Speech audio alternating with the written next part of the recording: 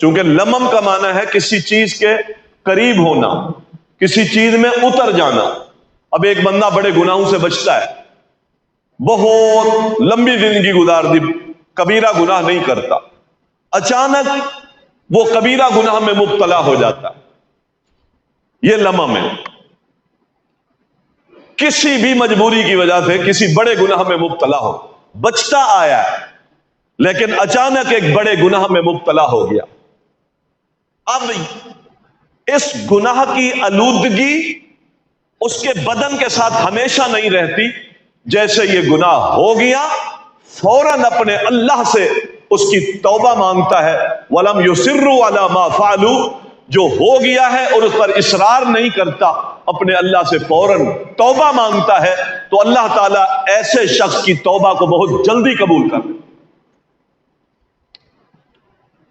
تو اس سے یہ بھی پتہ چلتا ہے کہ بعض دفعہ مومن کبیرہ گناہ میں بھی مبتلا ہو جاتے ہیں، لیکن اس کے لیے بخشش کی راہ کیا ہے؟ فوراً توبہ کرتے، تو اللہ تعالیٰ ان کی توبہ بھی فوراً قبول کر لیتا ہے، کیونکہ ان کا ریکارڈ پیچھے ٹھیک چلا آ رہا ہے۔ آج یہ پھسل گیا ہے، تو ابن عباس یہاں لمم سے مراد کبیرہ گناہ لیتے ہیں کہ مومن کبھی کبھی کبیرہ گناہ میں پھنستا ہے اور بڑے بڑے کبیرہ گناہوں سے بچتا آیا، آج پھنس گیا تو توبہ کرنے پر اللہ تعالیٰ اس کے گناہوں کو معاف کر دے۔ اور جمہور مفسرین اس کا معنی کرتے ہیں کہ نہیں، کبیرہ گناہوں سے بچتا ہے، کبھی کبھی ان سے چھوٹے گناہ جو ہوتے رہتے ہیں، اللہ تعالیٰ اعمال صالح کی وجہ سے اس کے چھوٹے گناہ معاف کرتا رہتا ہے۔ تو بہرحال دونوں باتیں مومن کے لیے اس میں خیر ہے۔ صغائر ہم سے ہوتے ہیں اور بہت زیادہ ہوتے ہیں، لیکن اس کے ساتھ ساتھ ایک شخص اگر کبائر سے بچتا ہے تو صغیرہ گناہ اللہ تبارک و تعالیٰ اعمال صالح سے معاف کرتا ہے۔ محترم بھائیو، یہ یاد رکھیں، جہاں اطاعت کے کام عبادت ہے نا، اللہ تعالیٰ نے جو ہمیں جو حکم دیا ہے ہم وہ کام کرتے ہیں، یہ عبادت ہے۔ نماز کا حکم دیا ہے، یہ عبادت ہے۔ روزے کا حکم دیا ہے، ہم کام کرتے ہیں، یہ عبادت ہے۔ لیکن اللہ تعالیٰ کے ہاں ایک بڑی عبادت یہ ہے کہ جو کام اللہ نے منع کیے کہ یہ کام نہ کرو، یا رسول اللہ صلی اللہ علیہ وسلم نے منع کیا، جن کاموں سے اللہ اور اس کے رسول نے منع کیا ہے، منہیات سے بچنا اللہ کے ہاں یہ بہت بڑی عبادت۔ نافرمانیوں کے کاموں سے بچنا، جب فرما برداری کے کام کرنا عبادت ہے تو نافرمانی کے کاموں سے بچنا اللہ کے ہاں بہت بڑی عبادت ہے۔ رسول اللہ صلی اللہ علیہ وسلم کی حدیث ہے، آپ ارشاد فرماتے ہیں اذا امرتکم بشیء، جب میں تمہیں کسی چیز کا حکم دوں کہ یہ کام کرو تو اس کام کو کرو ما استطعتم، جتنی تمہارے اندر طاقت ہے۔ اللہ کے نبی کس چیز کا حکم دیتے ہیں؟ نیکیوں کے کرنے کا حکم دیتے، بھلائی کا حکم دیتے، وہ عبادت ہے، وہ کرو۔ شرط کیا لگائی؟ جتنی طاقت ہے کرو۔ اور فرما وما نہیتکم عنہ، اور جس چیز سے میں تمہیں روکوں اس سے باز آ جاؤ، تو یہ باز آنا ہی عبادت ہے۔ اور یہاں استطاعت کی شرط نہیں لگائی۔ آپ حدیث پر غور کریں کہ خیر کے کاموں کے لیے استطاعت، طاقت کی شرط لگائی، جتنی طاقت ہے خیر کے کام کرو۔ لیکن گناہ سے بچنے کے لیے نہیں کہا کہ جتنی طاقت ہے اتنا بچو، اور اس کا معنی یہ کہ میرے اندر گناہ سے بچنے کی مکمل طاقت موجود ہے، میں اس کو استعمال نہ کروں تو اور چیز ہے۔ یہاں رسول اللہ صلی اللہ علیہ وسلم نے استطاعت کا لفظ استعمال نہیں کیا، کیونکہ استطاعت کا سہارا لے کر کتنے گناہ ہیں جو ہم کرتے ہیں، مجبوریوں کا سہارا لے کر کتنے گناہ ہم کرتے ہیں، اور وہ مجبوریاں نہیں ہوتی، وہ میری اپنی بزدلی ہوتی ہے کہ میں یہ گناہ اگر نہیں کرتا تو میرے مسائل حل نہیں ہوتے۔ حقیقت میں اللہ نے یہ طاقت رکھی ہے کہ میں اس گناہ سے بچ سکتا ہوں۔ لہذا گناہوں سے بچنا بڑی عبادت ہے، وہ چھوٹی نافرمانیاں ہوں یا بڑی نافرمانیاں ہوں، ان سے بچنا بڑی عبادت ہے۔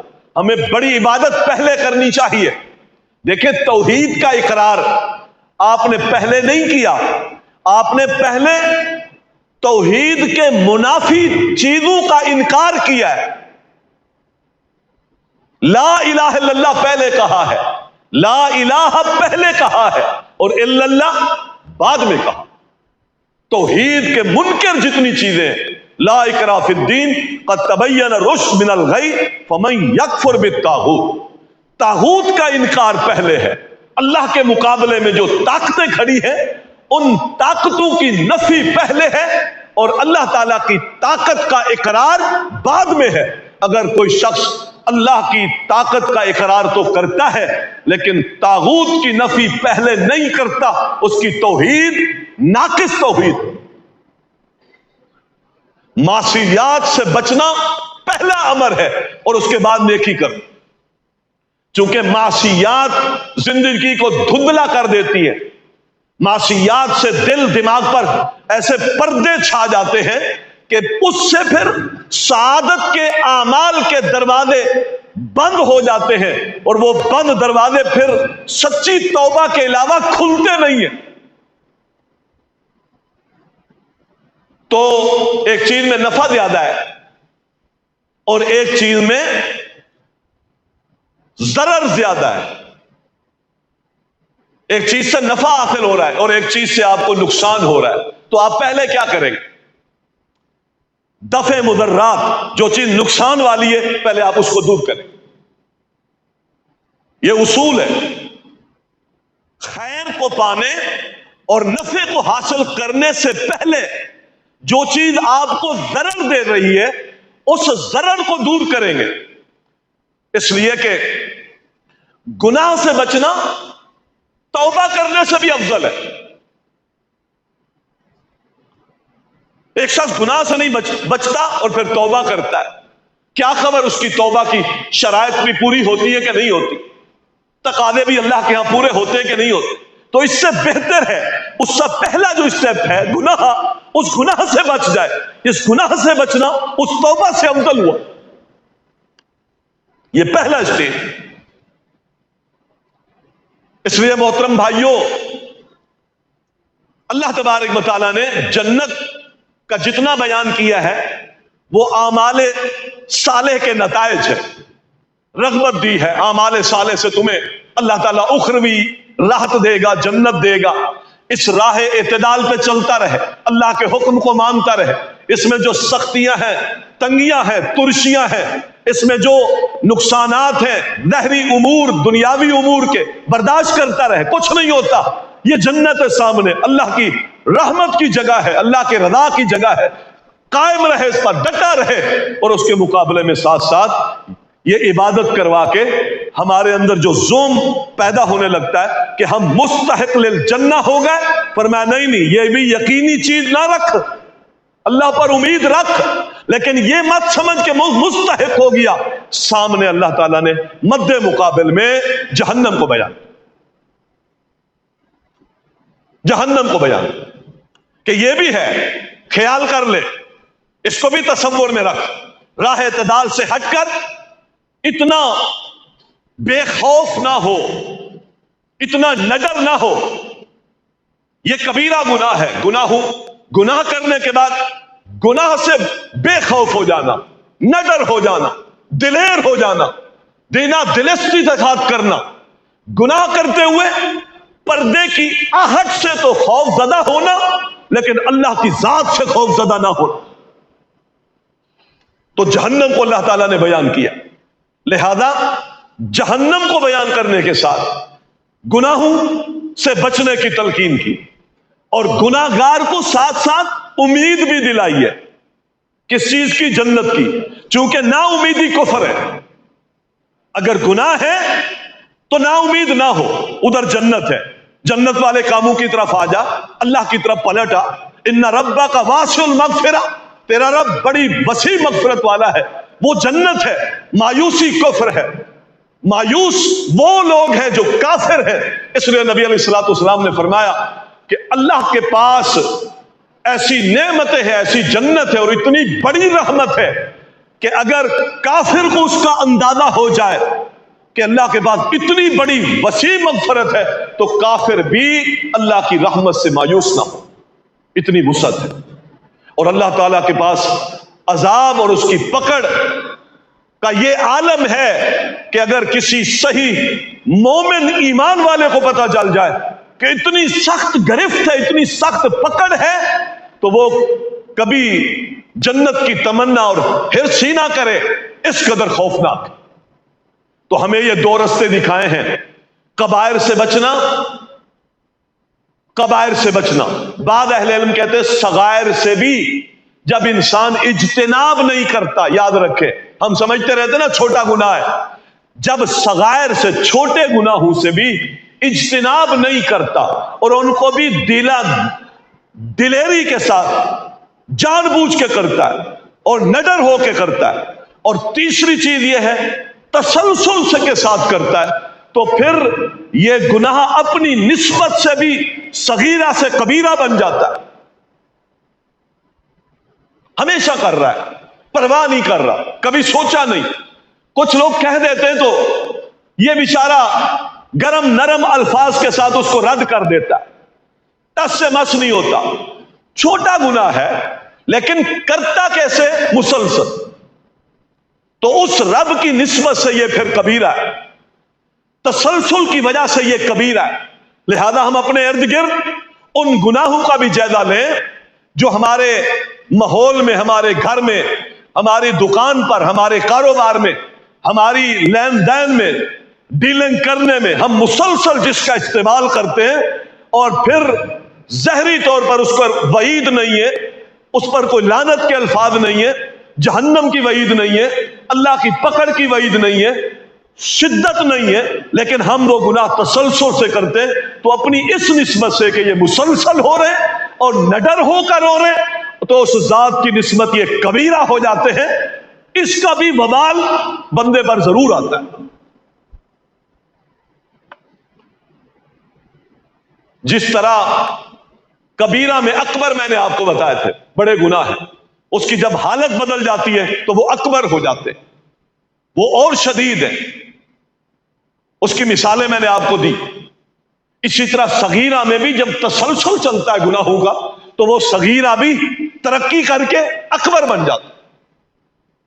اللہ تعالیٰ کی شان کی نسبت، بعض لوگوں نے تو یہ کہا ہے کہ بھائی جس چیز سے اللہ اور اس کے رسول نے آپ کو منع کیا ہے آپ اس کی نافرمانی کرتے، تو اللہ کی ذات کی نسبت کہ کس کی نافرمانی کر رہے ہیں؟ وہ اللہ کی ذات، وہ اتنی عظمت والی ذات ہے، اس کی بات آپ رد کر رہے ہیں۔ محمد الرسول اللہ صلی اللہ علیہ وسلم جو ساری کائنات کے سردار ہیں، اس کی بات کو آپ رد کر رہے ہیں، چھوٹی ہے یا بڑی ہے؟ اس ذات کی نسبت سے یہ نافرمانی کبیرہ گناہوں میں آتی ہے۔ لیکن بہرحال قرآن و سنت میں جن کی وعیدیں ہیں، جن پر پکڑ ہے، وہ بڑے گناہ ہیں۔ مثلا نبی صلی اللہ علیہ وسلم نے 7 برباد کر دینے والے گناہوں سے اجتناب کرنے کا کہا۔ جادو ہے، بڑا گناہ ہے، کبیرہ گناہ ہے۔ ناحق قتل ہے، کبیرہ گناہ ہے۔ شرک باللہ ہے، کبیرہ گناہ ہے۔ والدین کی نافرمانی ہے، کبیرہ گناہ ہے۔ اور ایک حدیث میں آتا ہے نبی علیہ الصلوۃ والسلام فرماتے ہیں کہ اللہ تعالیٰ اس شخص سے کلام نہیں کرے گا، اس کے چھوٹے موٹے گناہ بھی معاف نہیں کرے گا، جو اولاد ہے اپنے باپ سے یا اپنی ماں سے بے اعتنائی کرتا ہے، رخ ہی نہیں کرتا، تعلق ہی نہیں رکھتا، خیر خیریت ہی نہیں لیتا، بے یار و مددگار چھوڑا ہوا ہے، پوچھتا تک نہیں ہے، اور اس باپ کے بھی گناہ، اس ماں کے گناہ بھی اللہ تعالیٰ معاف نہیں کرے گا، نہ انہیں پاک کرے گا۔ جو اپنی اولاد سے بے اعتنائی کرتے، پوچھتے تک نہیں ہے، آنکھ نامہ دے دیا، چھوڑ دیا، حقوق ادا نہیں کیے، تعلق ختم کر دیا، چھوٹی چھوٹی باتوں کی وجہ سے، نہ اس باپ کو اللہ معاف کرے گا، نہ نظر رحمت سے دیکھے گا، اور نہ اس اولاد کو اللہ معاف کرے گا، نہ نظر رحمت سے دیکھے گا۔ یہ قطع تعلقیاں جو ہمارے معاشرے میں ہیں، ماں باپ اور اولاد کے درمیان نفرتیں ہیں، آنکھ نامے ہیں، ایک دوسرے کے بارے میں وصیتیں ہیں، ملنا ملانا نہیں چاہتے، کبیرہ گناہ ہے، ہر وقت ہو رہا ہے۔ ناحق قتل ہے، بہت بڑا گناہ ہے۔ جنگ کے میدان سے بھاگنا، بہت بڑا گناہ ہے یہ، 7 بڑے گناہوں میں سے رسول اللہ صلی اللہ علیہ وسلم نے یہ گناہ بیان فرمایا۔ یتیم کا مال کھانا، کسی پاک دامن بھولی بھالی عورتوں پر بدکاری کی تہمت لگا دے، بدکاری کی تہمت بہت بڑا گناہ ہے۔ رسول اللہ صلی اللہ علیہ وسلم نے مختلف روایتوں سے بڑے بڑے گناہ گنوائے، ہمارے معاشرے میں وہ عام ہیں۔ مثلا نبی علیہ الصلوۃ والسلام نے فرمایا اللہ تعالیٰ قیامت کے دن کچھ ایسے لوگ ہوں گے جن کو نظر رحمت سے نہیں دیکھے گا، ولا یکلمہم ولا یزکیہم، نہ ان سے بات کرے گا، نہ ان پر رحمت کرے گا، نہ ان کا کوئی گناہ معاف کرے گا۔ صحابہ نے پوچھا کون ہے ایسے گھاٹے پانے والے بد نصیب لوگ، کون ہیں؟ نبی علیہ الصلوۃ والسلام نے ان کا تذکرہ کیا، فرمایا ایک وہ شخص ہے جو احسان کر کے احسان جتاتا ہے، احسان کر کے احسان جتاتا ہے، احسان کرتا ہے پھر جتاتا ہے، تکلیفیں دیتا ہے۔ ایک وہ شخص ہے جو اللہ کے نام پر پختہ عہد کرتا ہے کسی سے کہ میرا اور آپ کے درمیان اللہ گواہ ہے، اللہ ہی جانتا ہے کہ انشاءاللہ میں آپ کے ساتھ زیادتی نہیں کروں گا۔ رشتے دیتے لیتے ہوئے بھی یہ سلسلے ہوتے، کاروبار کرتے ہوئے بھی شراکت داری میں یہ سلسلے ہوتے۔ کسی کو اپنا اعتماد دینا ہے، نیت کھوٹی ہے، زبان پر جھوٹ ہے، بیچ میں واسطہ تعلق آڑ اللہ کو بنایا۔ ایسے بعد وقت کو اللہ تعالیٰ اپنی رحمت کے ساتھ نہیں دے گی۔ یہ کبیرہ گناہ ہے، عہد و پیمان، قسم اٹھاتا ہے۔ نبی علیہ الصلوۃ والسلام نے فرمایا اپنا کاروبار کرتے ہوئے عصر کے بعد کاروبار میں چیز بیچنے میں لینے دینے میں قسم اٹھاتا ہے۔ شہادت الزور، جھوٹی گواہی بھی کبیرہ گناہ، لیکن مال قسم کھا کر بیچنا، اللہ تعالیٰ قیامت کے دن فرماتے میں ایسے شخص سے خود جھگڑا کروں جس نے یہ کام کیا، جھوٹی قسم اٹھائی۔ حتیٰ کہ نبی علیہ الصلوۃ والسلام کی ایک حدیث ہے کوئی شخص اگر جھوٹی قسم اٹھاتا ہے اور اس جھوٹی قسم میں مچھر کے پر کے برابر بھی اس میں جھوٹ ہوتا ہے، باقی سب بات سچی ہوتی ہے، مچھر کے پر کے برابر اس میں اگر جھوٹ ہوتا ہے، اللہ تعالیٰ اس کے دل پر اس جھوٹی قسم کے عوض میں یا اس جھوٹ کے عوض میں اللہ تعالیٰ اس کے دل پر ایک سیاہ نقطہ لگاتا ہے جو قیامت تک ختم نہیں ہوتی۔ ہاں سچی توبہ ہے تو ہم ذرا ان سارے احوال کو بھی دیکھیں۔ کبیرہ گناہ ہمارے معاشرے میں بہت ہے، اس کو سمجھنے کے لیے ہم اس کو بانٹ سکتے ہیں۔ کچھ کبیرہ گناہ ہیں جو باطنی ہے اور کچھ کبیرہ گناہ ہیں جو ظاہری ہے، دونوں سے بچنا ہے۔ وَذَرُوا ظَاهِرَ الْإِثْمِ وَبَاطِنَهُ، ظاہری گناہ بھی چھوڑ دو اور باطنی گناہ بھی چھوڑ دو، اندر بھی پاک ہو ظاہر بھی پاک ہو۔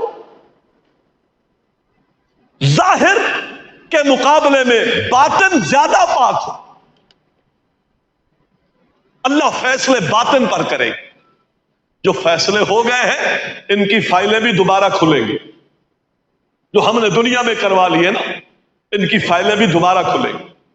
اللہ کے پھر یہ ساری عدالت لگے گی۔ مالک یوم الدین، ہم فاتحہ پڑھتے ہیں نا الحمدللہ رب العالمین، اس کی عظمت کو مان لیا کہ ساری کائنات کا رب ہے، اس کی عظمت کو منوایا پہلے اللہ تعالیٰ نے، مان ساری کائنات کا رب میں۔ یہ عظمت اگر پڑھ رہے 60 سال سے ہم نماز اور یہ عظمت بیٹھی نہیں، ادھر اقرار ہے اور زندگی گناہوں سے آلودہ ہے، تو عظمت رب کو کہاں تسلیم کیا میں نے؟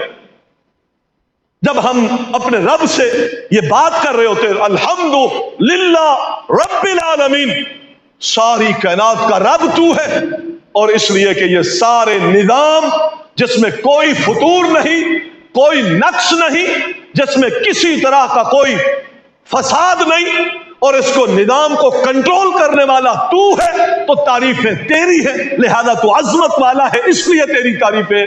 تو پھر الرحمن الرحیم، پھر ارد گرد جو میں اللہ کی نعمتیں کھا رہا ہوں، پی رہا ہوں، استعمال کر رہا ہوں، دنیا میں راحتیں ہیں، عافیتیں ہیں، سلامتیاں ہیں، ظاہری نعمتیں ہیں، باطنی نعمتیں ہیں، بڑی نعمتیں ہیں، چھوٹی نعمتیں ہیں، روحانی نعمتیں ہیں، جسمانی نعمتیں ہیں، سب پھر اقرار کر رہا ہوں یا اللہ تیری ہے۔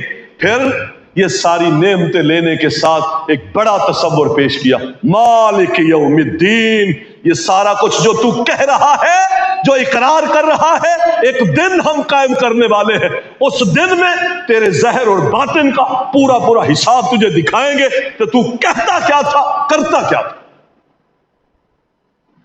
یہ تصور فاتحہ۔ اور آگے رب العالمین نے جملے کیا سکھائے؟ اگلا کیا جملہ؟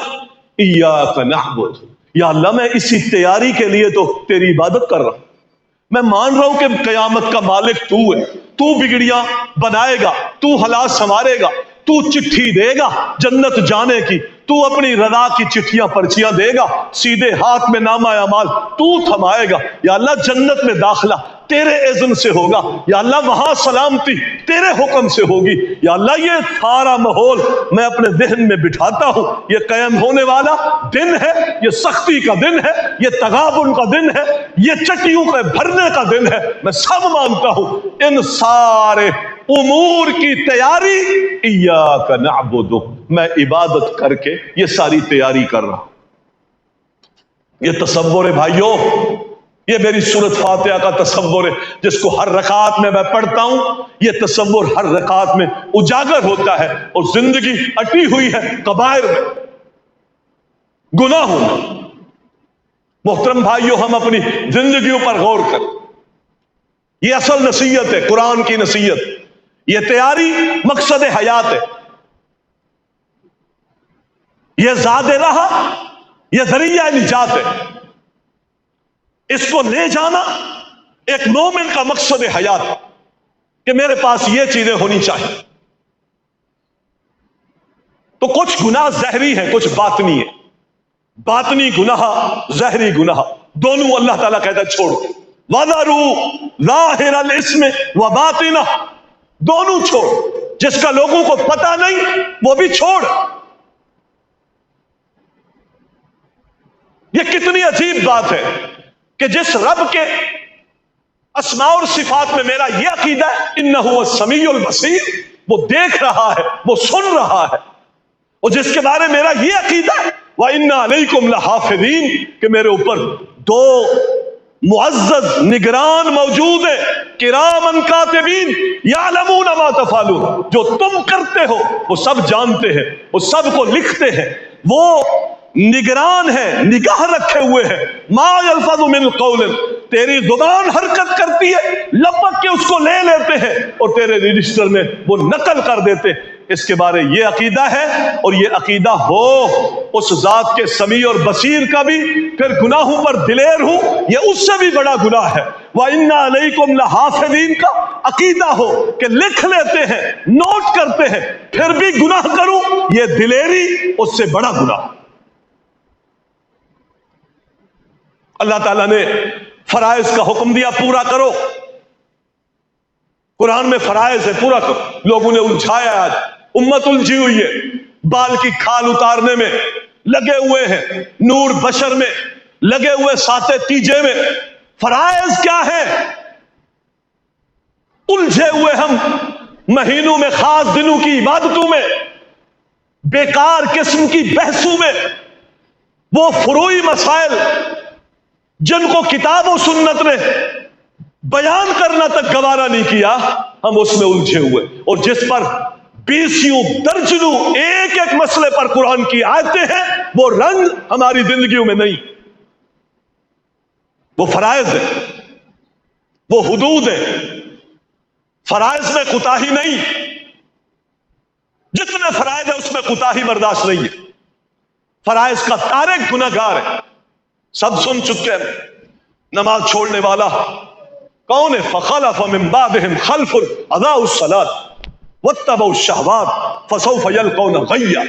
غی جہنم میں ایک مقام ہے، شہوت پرست نماز کا تارک ان قریب جہنم کے اس مقام سے جا کر ملے۔ قرآن ما سلککم فی سقر قالوا لم نک من المصلین، کون لے آیا تمہیں سقر میں، اس جہنم میں کون لایا؟ قالوا لم نک من المصلین۔ نمازی جب انسان نہیں ہوتا نا تو پھر بخیل بھی بڑے درجے کا ہوتا ہے، اللہ کے راستے میں خرچ نہیں کرے گا، شیطان کے راستے میں خرچ کرے۔ یہ نمازی کے اندر اللہ تعالیٰ اس نماز سے یہ عادت خصلت اس کے دل کے اندر یہ توفیق ڈالتا ہے کہ وہ اللہ کے راستے میں بھی بے دریغ خرچ کرتا ہے۔ اس لیے قرآن کی آپ اسلوب کو دیکھیں، لم نکن من المصلین ولم نکن نطعم المسکین۔ ہمیں نہیں پتا تھا دنیا میں کچھ حقوق ہوتے، بے پرواہ ہے یہ، کوئی بھوکا مر جائے، کوئی پیاسا مر جائے، کوئی تنگ دست رہے، کوئی مقروض رہے، کوئی آہ و بکا کرتا رہے، مسلمان چیختے چلاتے رہے، یہ بے حس ہوگا، بے حس ہو جاتا ہے بے نمازی۔ فرائض پورے کریں، بے حسی سے نکلیں، بے حسی سے نکلیں گے تو یاد رکھیں پھر زہد آئے گا۔ زہد کیا ہے؟ بے رغبتی ہے۔ دنیا کے معاملات میں اتنا گھر گیا ہے کہ اپنی زندگی موت کا مسئلہ سمجھ کے ان وسائل کو بیٹھا ہوا، کم ہونے لگتے ہیں تو مرنے لگتا ہے، زیادہ ہونے لگتے ہیں تو شوخیاں مارتا ہے، بغاوتیں کرتا ہے، بے حس ہے، زہد و تقوی نہیں۔ فرائض کی ادائیگی کریں، وقت پر کریں، با جماعت کریں۔ کھانا نہیں کھلاتا تھا، مراد بعد نے زکوٰۃ بھی لی ہے۔ جو نماز نہیں پڑھتا وہ زکوٰۃ کیا دیتا ہو؟ جو بے نمازی ہے وہ روزے کیا رکھتا ہو؟ یہ ہمیں نظر آتا ہے کہ بہت سارے لوگ روزے رکھتے، یہ وہ نحوستے ہیں جو تو محترم بھائیوں فرائض کی پابندی، حدود اللہ کو نہ پھلانگے، جو اللہ کی حدیں ہیں، رب نے حدیں کھینچ دی ہے، آگے نہ بڑھے، یہ بربادی ہے۔ اپنے معاملات کی اصلاح کریں۔ وَذَرُوا ظَاهِرَ الْإِثْمِ وَبَاطِنَهُ۔ باطنی گناہ کیا ہے؟ شرک باطنی گناہ ہے، ریا باطنی گناہ ہے، شہرت باطنی گناہ ہے، اخلاص کا کم ہونا، اپنے عمل سے دل کے اندر یہ تمنا رکھنا کہ اس سے کوئی دنیاوی نفع مل جائے۔ آپ صلی اللہ علیہ وسلم فرماتے ہیں یہ اخلاص کے مترادف جو عمل ہے اس کو ریا بھی کہتے ہیں، شہرت بھی کہتے ہیں، دکھلاوا بھی کہتے ہیں۔ آج ہماری ہر عبادت جب تک سوشل میڈیا پہ نہ آئے عبادت نہیں بنتی، عبادت نہیں بنتی۔ طواف کر رہا ہے تصویریں لے، حاجی حج پہ گیا ہے، جو دعا خطبے کے بعد نمازوں کے بعد دعا کے اوقات ہیں اس میں حج کی تکمیل کی تصویروں پر تصویریں بن، ایک ایک کرتب محفوظ ہو رہا تاکہ میں یہ تصویر کشی عبادت کی یہ اللہ کے پاس لے جاؤں گا، چونکہ تجھے پتا نہیں تھا لہذا میں ثبوت لے آیا ہوں، دیکھ میں نے حج بھی کیا، میں نے نماز بھی پڑھی ہے، میں نے کھانا بھی کھلایا، میں نے مسکینوں کی مدد بھی کی ہے، یہ تصویر کی شکل میں یا اللہ یہ سارے ثبوت ہیں لہذا مجھے جنت دے۔ یہ ہمارے اخلاص ہے عبادت کو، یہ باطنی گناہ ہے، اس سے بچو۔ اور آپ نے فرمایا یہ اتنا خطرناک ہے کہ جس طرح کالی چیونٹی کالے پتھر پر رات کی تنہائی میں بڑی باریکی کے ساتھ چلتی اور احساس نہیں ہو رہا ہوتا کسی کو، اس طرح یہ ریاکاری انسان کے عمل میں اس طرح گھس جاتی ہے اور اس کے عمل کو برباد کرتی۔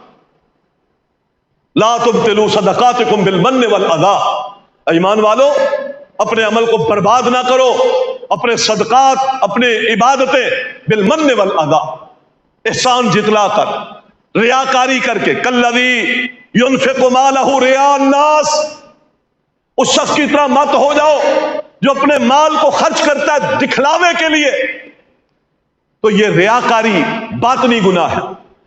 دل کے اندر مایوسی، مسائل میں ہم گھر جاتے ہیں نا، تھوڑا سا پریشانیوں کا، گھاٹے کا، کاروبار رک گیا، جام ہو گیا، پارٹیاں آ نہیں رہی، جو سلسلہ شروع کیا تھا، ہاتھ میں پیسہ نظر نہیں آ رہا، کہیں سے آ بھی نہیں رہا، مل بھی نہیں رہا، اس وقت نمازیں چھٹ گئی، اس وقت زبان سے نہیں دل سے اندر بدگمانی پیدا ہو گئی ہے، میرا اللہ میرے ساتھ کیا کر رہا ہے۔ لوگوں کے بارے میں بدگمانی یہ بھی گناہ ہے، اور ابن حجر فرماتے اللہ کے بارے میں سوء ظن یہ اس سے بھی بڑا گناہ ہے اور اکبر الکبائر ہے، حتیٰ کہ یہ کفر بھی،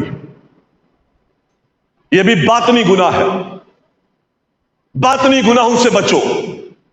مایوسی باطنی گناہ، ایک شخص گناہ کرتا ہے، ندر ہوتا ہے، اس کو کوئی پرواہ نہیں ہوتی، یہ بھی باطنی چیز ہے، اس کے دل میں اللہ کا کوئی خوف نہیں، یہ بھی باطنی گناہ ہے اور یہ بھی کبیرہ گناہ ہے، اس سے بچو۔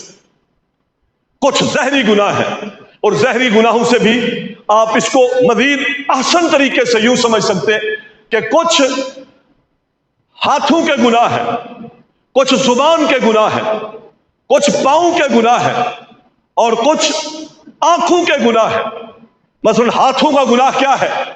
کسی پر ظلم کیا، کسی کو قتل کیا، ہاتھوں سے چوری کیے، یہ سارے کبیرہ گناہ۔ رسول اللہ صلی اللہ علیہ وسلم ارشاد فرماتے کہ میں نے اعلان کر دو عمر، ایک شخص نے ایک تسمہ جوتے کا ایک تسمہ رکھ لیا مال غنیمت میں سے چرا کر، بعد میں لایا جب تقسیم ہو چکا تھا، آپ نے کہا میں قبول نہیں کرتا، لے جا اس کو واپس۔ عمر اعلان کر دے لا يدخل الجنت الا مؤمن، اعلان کر دے جنت میں مومن کے علاوہ کوئی نہیں جائے گا۔ کیوں اعلان کرایا؟ یہ خیانت جو ہاتھوں سے ہو رہی ہے، جس پہ لکھا جا رہا ہے، محترم بھائیو، جس ہاتھ سے میں زیادتی کے الفاظ اپنے اختیارات کو استعمال کر کے لکھ رہا ہوں، یہ خیانتیں، یہ ہاتھوں کے گناہ ہے، یہ ظلم و جبر ہاتھوں کا گناہ ہے، اس سے بچنا چاہیے۔ پاؤں کا گناہ کیا ہے؟ گناہ کی طرف چل کے جانا، میدان میں لڑ رہے ہیں، وہاں سے راہ فرار اختیار کر، یہ قدم کے گناہ ہے۔ زبانوں کے گناہوں سے بچو، زبان کا گناہ یہ بے تحاشا ہے، تہمت لگانا زبان کا گناہ ہے، جھوٹی قسمیں کھانا زبان کا گناہ ہے، یہ سب کبیرہ ہے۔ وعدہ کر کے وعدے کو توڑ دینا، یہ کون سا گناہ ہے؟ کبیرہ گناہ ہے۔ ان العہد کان مسئولا، یہ زبان کے گناہ ہیں اور اس کو آپ شمار نہیں کر سکتے۔ گالی دی ہے، جھوٹ بولا ہے، پھر جھوٹ کی کئی قسمیں، جھوٹ میں قسم اٹھائی ہے، جھوٹ اللہ پر بولا ہے، جھوٹ رسول اللہ صلی اللہ علیہ وسلم پر بولا ہے، جھوٹ مومنوں پر بولا ہے، جھوٹ کسی پاک دامن پر بولا ہے، جھوٹ لین دین میں بولا ہے، یہ سارے گناہ ہیں جس کے ذریعے سے زبان یہ ساری سودے بازی کرتی ہے۔ رشوت اسی زبان کی سودے بازی سے ہوتی ہے، اور پھر کچھ پیٹ کے گناہ ہیں، حرام کھاتے ہیں، سود کا مال کھاتے ہیں، یتیم کا مال کھاتے ہیں، رشوت کا مال کھاتے ہیں، یہ پیٹ کے گناہ ہیں۔ تو ان سارے اعضاء نے اگر یہ سارے گناہ کیے تو ہم نے اللہ تعالیٰ سے کوئی حیا نہیں کی۔ استحیوا من اللہ حق الحیا، اللہ سے جس طرح حیا کرنے کا حق ہے وہ حیا کرو۔ اور اس میں نبی علیہ السلام نے کیا بتایا؟ آنکھوں کے گناہ بتائے، پیٹ کا گناہ بتایا، سوچ کا گناہ بتایا، باطن اور ظاہر بتایا، اور میں یہ اللہ سے حقیقی حیا ہے۔ اور اپنی موت کو یاد رکھو اور اس زندگی کے فنا ہونے کا تصور اپنے سامنے رکھو۔ فقد استحیوا من اللہ حق الحیا، جو شخص یہ زندگی گزارتا ہے وہ اللہ سے حقیقی حیا کرتا ہے۔ حقیقی حیا والا یہ ہے۔ تو محترم بھائیوں، تو ان سارے گناہوں سے ہمیں اجتناب کرنا چاہیے۔ ان گناہوں سے بچنے والے سے اگر چھوٹے موٹے کوئی گناہ ہوتے یا کبھی کبھار کوئی کسی بڑے گناہ میں بھی مبتلا ہو جاتا ہے، چونکہ اس کا ماضی بڑا خوبصورت ہے، اس کا تعلق اللہ سے بہت اچھا جا رہا تھا، اچانک پھسلا ہے، پھر اپنے رب کی طرف پلٹ آیا ہے، اس گناہ پر اصرار بھی نہیں کیا، پکا بھی نہیں ہو گیا، رب کی طرف پلٹا ہے، ہاتھ اٹھاتا ہے، معافی مانگتا ہے، توبہ کرتا ہے۔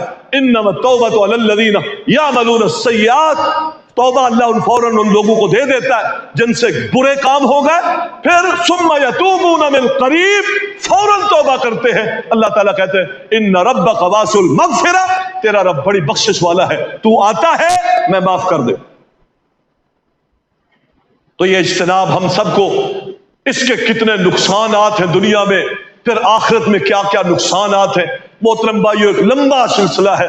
بہرحال گناہوں کی زندگی نحوست کی زندگی، بے برکتی کی زندگی ہے، اندھیرے والی زندگی ہے، اللہ کی نافرمانی والی زندگی حقیقت میں پریشان کن زندگی ہے، اور فرما برداری کی زندگی خیر و برکت والی زندگی ہے، نور والی زندگی ہے، اللہ کی رضا کے حصول والی زندگی ہے، دنیا کے امور میں سعادت اور کامیابی حاصل ہونے والی زندگی ہے۔ یہ خیر کی برکتیں ہیں اور وہ شر کی نحوستیں ہیں۔ اللہ سے دعا ہے رب العالمین ہمیں گناہوں سے، کبائر صغائر سے بچنے کی توفیق عطا فرما دے، اور ہمارے دلوں کو اللہ تعالیٰ ایمان پر، اللہ تعالیٰ دین پر، اپنی اطاعت پر استقامت عطا فرما دے۔ اقول قولی ھذا استغفر اللہ لی ولکم ولسائر المسلمین۔